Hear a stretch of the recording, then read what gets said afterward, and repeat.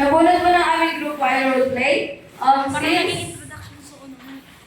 Six members kami, LJ, share ng word of God kay John. And John, the eldest brother of Roa, Hera, and Elona. Dating lasinggero, naninigarilyo, lubog sa utang dahil sa jowa na niloko siya. And soon to be pastor by experience. Roa, pangalawang anak. Hera, pangatlong anak. Elona, pangapat na anak. Isang masayahing pamilya at mabubuting anak ang iniwanan ng kanilang magulang. Naunang namatay ang kanilang itay dahil sa kadahilanang ito'y na aksidente. Ilang araw pa lang ang nakalilipas nang mailibing ang kanilang ina. Habang abala sa gawaing bahay, ang tatlong magkakapatid dumating na lasing si John.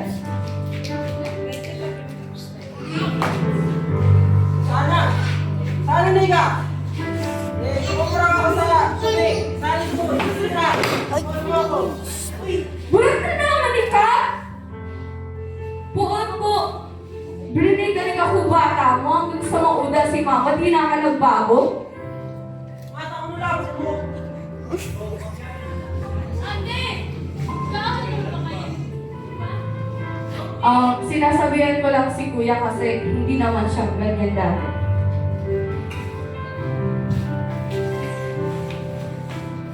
Pari, sana niga. Ano na mag-inom kita? Natanda na ako sa kanilang ginigibo. Ay, nakalmi na. Mag-inom kita sa atin. Hindi na nakatanggipas Isaya sa kagustuhan ni John na uminom sila.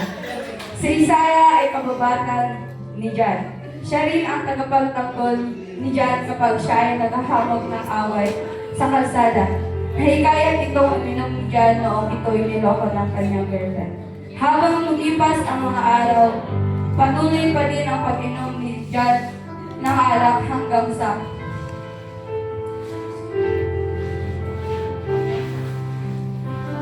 ano ba kuya? Titik ba ako mo sa diri mo? Halos oro-aldo na sana ka nag-iinom. Mata ko lang. Ang buhay ko na di. Ano ba kaya alam mo? Ako sa naman mo. Nandun na ako. Hindi ko naisip ko nung kalibuan ko. Sa tingin mo, ikasala na akong kulgan. Ikasala na ihirapan. Paano maamot mo?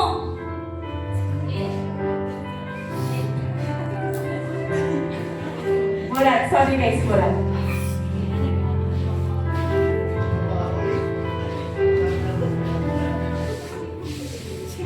Ate! Tama na!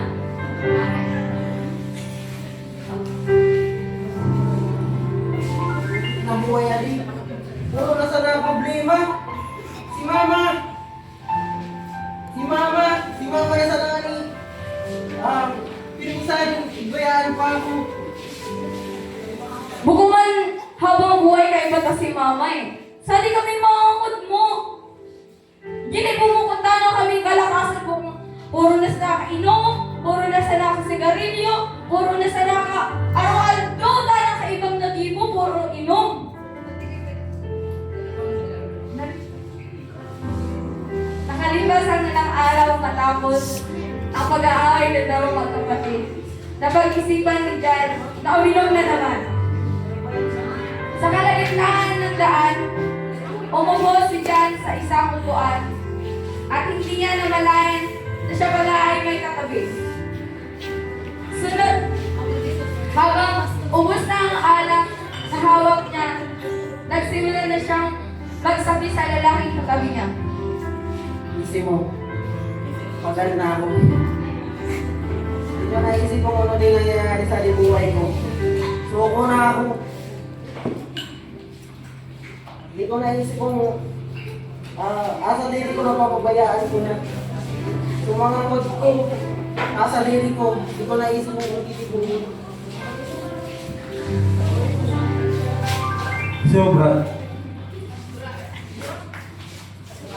masakit talaga mabuhay sa tinapan natin. Pero,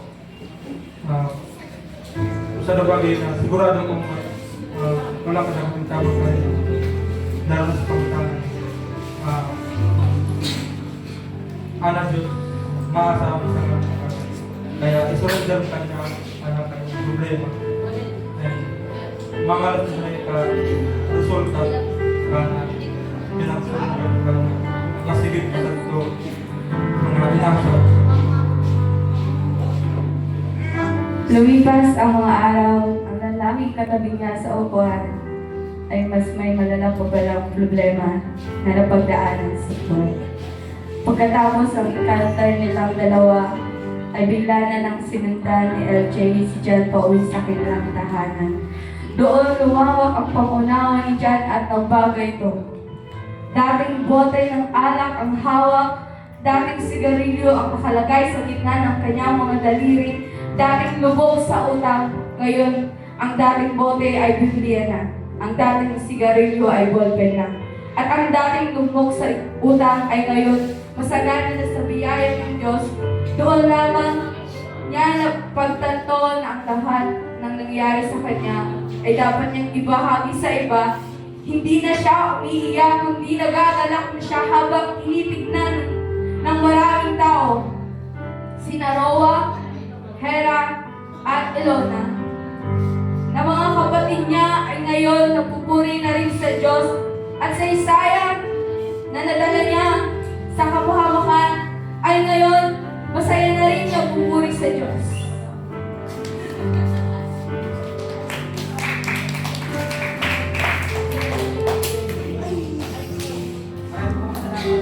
Dahil sa kabutihan mo, ako ay nagbago.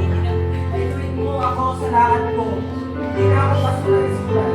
Salamat Ama at wala hanggang ang pasasalamat ko sa iyo. Maraming salamat.